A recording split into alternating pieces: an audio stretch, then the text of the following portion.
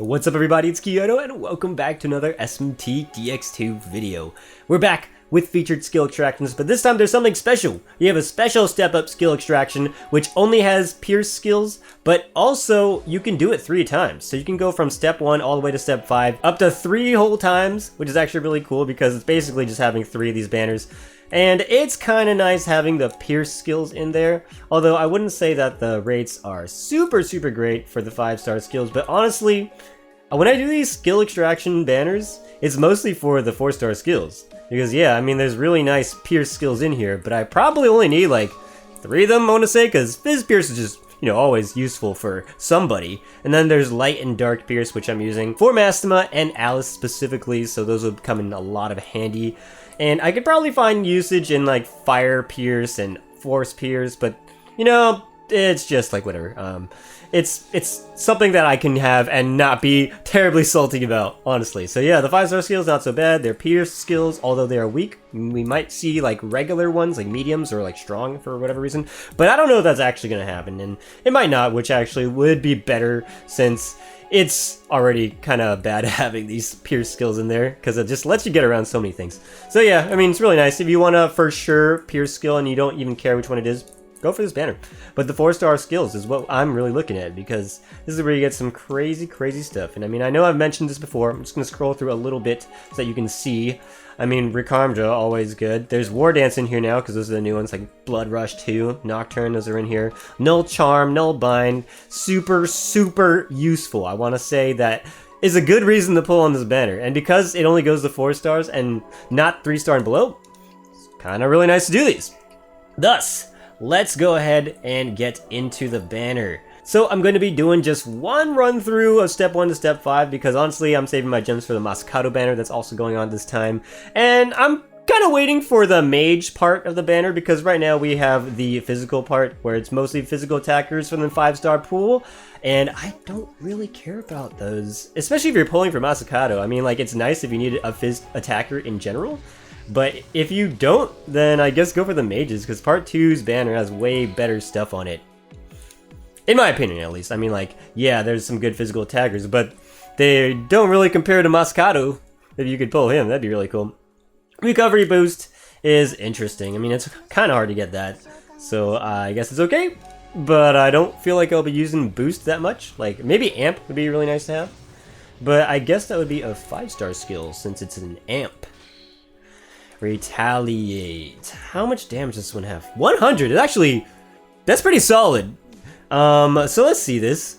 Following effect, receive a physical attack. 50% chance is kind of weird. So I don't know why they did that with these counter skills where it's only like a 50% chance for it to cast. And I'm not sure if ailment infliction actually does anything for that. Not like you'd really put that on a physical attacker besides Mara. And yeah, it's not that good. So they did a patch update where the counter skills, they used to not work together really well because you would think that you could just stack counter skills and then they would use like 3 hits, 2 hits, depending on how many you had. But it actually just cancels them out, and it used to just give you the first one, but now it gives you the strongest version. So if you're not trying to do some shenanigans with counter, just pick the strongest one, honestly, because you can't have both.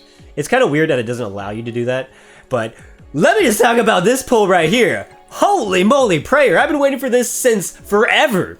Jesus Christ, man. Because, like, you gotta have some sort of prayer or silent prayer to deal with all the ailment bullshit that we have going on, which has been a thing since, like, forever. Except, like, maybe the beginning of the meta when we didn't have decent ailment casters, which Olilot was there still anyways, so yeah. Prayer only affects your party members, and that's a really big deal sometimes because 1, it costs less, it's only 5 MP versus Silent Prayer at 7 MP, and also it only affects your party, which can be really useful if you're trying not to remove debuffs from the enemy.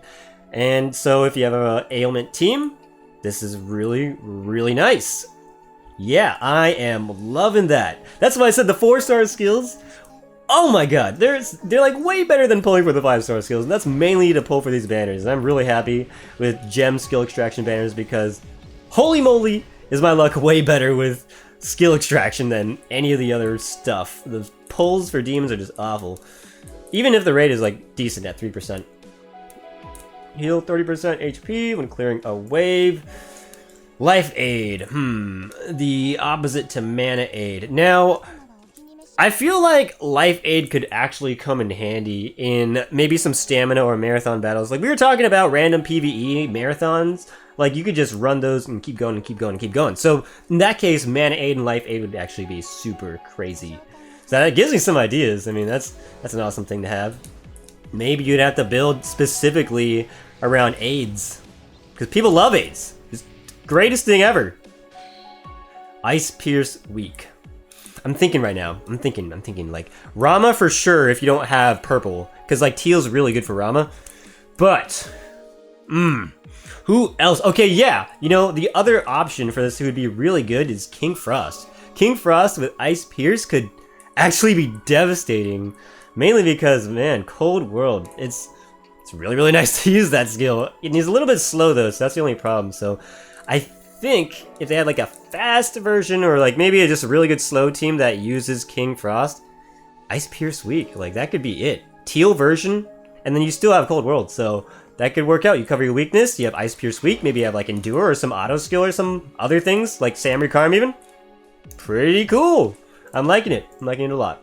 So that will be the special step up skill extraction for me. I know I do have 2 more times that I can go around from step 1 to step 5, but I might just save that because honestly I don't really need these pierce skills and it was more so to do for the fun. And we got Prayer! Prayer! It's like so good in PvP. Like seriously, if there's any sort of ailments, then Prayer is gonna be amazing. Especially if you're using ailments yourself. So yeah, I'm gonna be loving that. I'll probably be testing that out later. Silent Prayer is great on Kinmammon and all, but I feel like I might need to have somebody else because Kinmammon takes up a slot, you know what I mean? And maybe I can get somebody else to fit that Prayer. So we'll have to see. I mean, maybe it's an Olilot, like a second one, or maybe even a second Kinmammon, to be honest with you. So yeah, I will be seeing you guys in the next video. We'll be doing the Masakado banner part 2 when that comes out, so I'll see you all later.